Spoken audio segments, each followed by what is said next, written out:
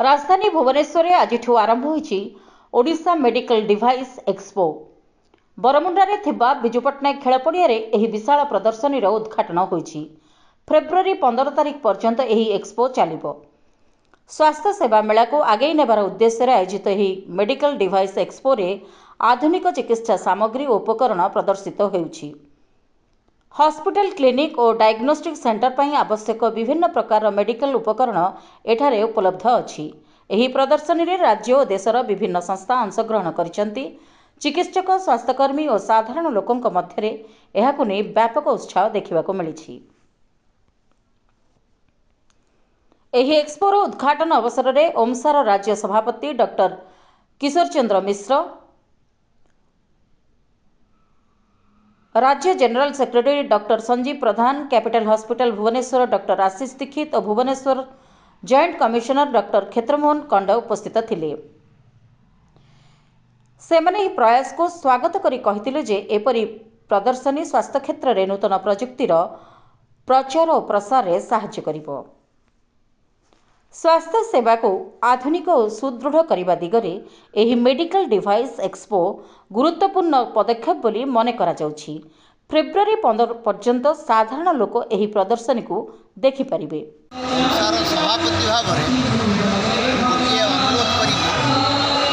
जनसाधारण हित स्वास्थ्य सुविधा आमर लोकप्रिय सरकार सब डाक्तखाना मॉडर्न इक्विपमेंट्स भरी दिखते सब हॉस्पिटल को वेल इक्विप्ड हो सफिशिएंटली टेक्नीशियन एवं डॉक्टर्स माने रहतु नर्सिंग ऑफिसर माने रहतु लोक मैंने सबुठ भल स्वास्थ्य सेवा पाँच ओडिशा रेकर्ड कर एवं यही मेसीन मान को हैंडल करुवा जो डाक्तर माने पारामेडिकल कर्मचारी माने तांकर व्यवस्था राज्य सरकार हृदय देकी बुझती एति मोर आज अनुरोध।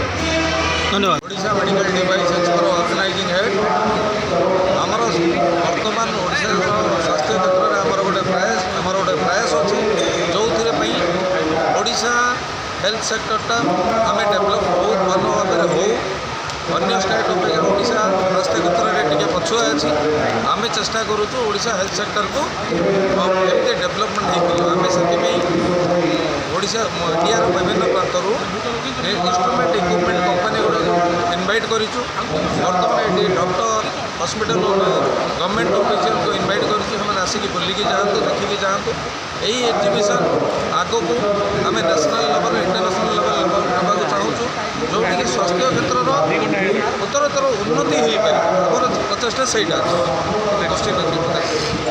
मेकानिकल तो सो we have lot and I have lot of experience design engineers, so they will help in designing the operation theatre so that the doctor can save money throughout the year by running the OT.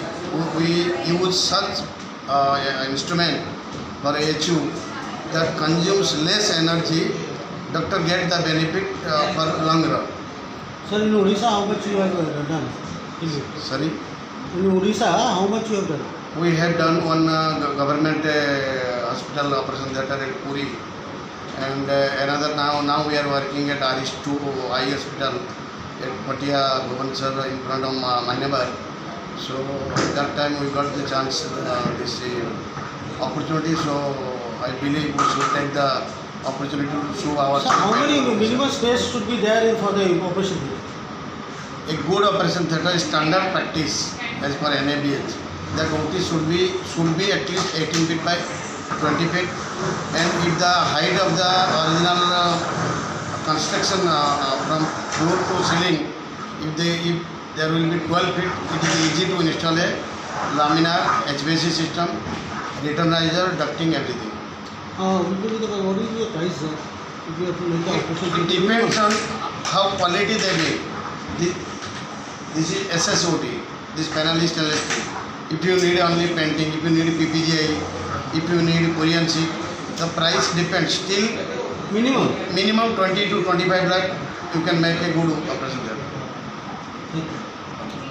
Pharma sector और hospital sector में clean room और inspection control के लिए हर एक जो भी item लगता है एक इन्फेक्शन फ्री ऑपरेशन थिएटर बनाने के लिए हम वो बनाते हैं। सर आज आप भुवनेश्वर में आए हैं, एग्जीबिशन लगाए, क्या क्या आइटम लेके आए, क्या हम एक डिजिटल मॉड्यूलर थिएटर बना के लेके आए हैं बॉम्बे से।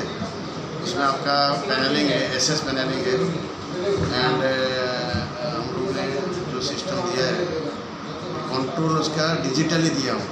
IoT बेस कंट्रोलर है जिसमें डॉक्टर को हर एक चीज़ लाइक ओटी का condition, air quality, humidity, temperature and room pressure, OT का pressure, that all they can get from the digital control panel, as well as they can operate the OT from their mobile also. They can see the condition of OT at their home also. Anywhere, if there is Wi-Fi, they can get all the information of the OT at anywhere in world. Sir किसी को चाहिएगा तो वो क्या करेंगे? They will order in Bombay office? Yes, they have to call our salesperson and will take, because it is a tailor-made item. सबका पास सब एक सेम टाइप का OT नहीं होता है, depend on size of area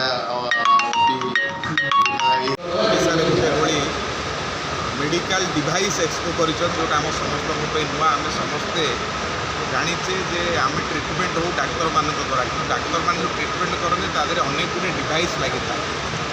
से डिवाइस कारण आम रोग उपशम हबारे बहुत सहभागी होता है। आज से गोटे मेडिकल डिवाइस एक्सपो मो सहित निश्चित भाव नुआ बुलिकी देखार सुजोग मिलला। भारत सारा भारत बाहर भी बहुत लोग आसी आम समस्त देखा। ओडिशा मेडिकल एसोसिएशन ओडिशा पूर्ण मात्रा सहयोग करुच्ची। निश्चित भाव में एभली गोटे संगठन ये गोटे एक्सपो कर अनुरोध कर सब हस्पिटाल सब डॉक्टर समस्ते आसतु आज बुलिकी देखु आउ डिवाइस सुजोग नियंतु जो डिवाइस डाक्तर मान सहयोगी हम रोगी मान बचाइवाई। निश्चित भाव में समस्त यार सहयोग नवा दरकार। से सब डाक्तर डाक्तखाना हस्पिटाल समस्ते आसिक देखते सर राज्य सरकार तरफ प्रोत्साहन रहा दरकार कि गोटे एक्सपो हवा दरकार कि सर राज्य सरकार निश्चित भाव में ये गोटे आई ओपनर आम समस्त एक्सपो निश्चित भाव में हबार आवश्यकता अच्छी। सरकार आज देखिए निश्चित भाव में आउे कौन से दिया सरकार निश्चित भाव में एक्सपो समर्थन करवा आवश्यक विषय अच्छी। आर वर्ष सरकार पाखे धन्यवाद।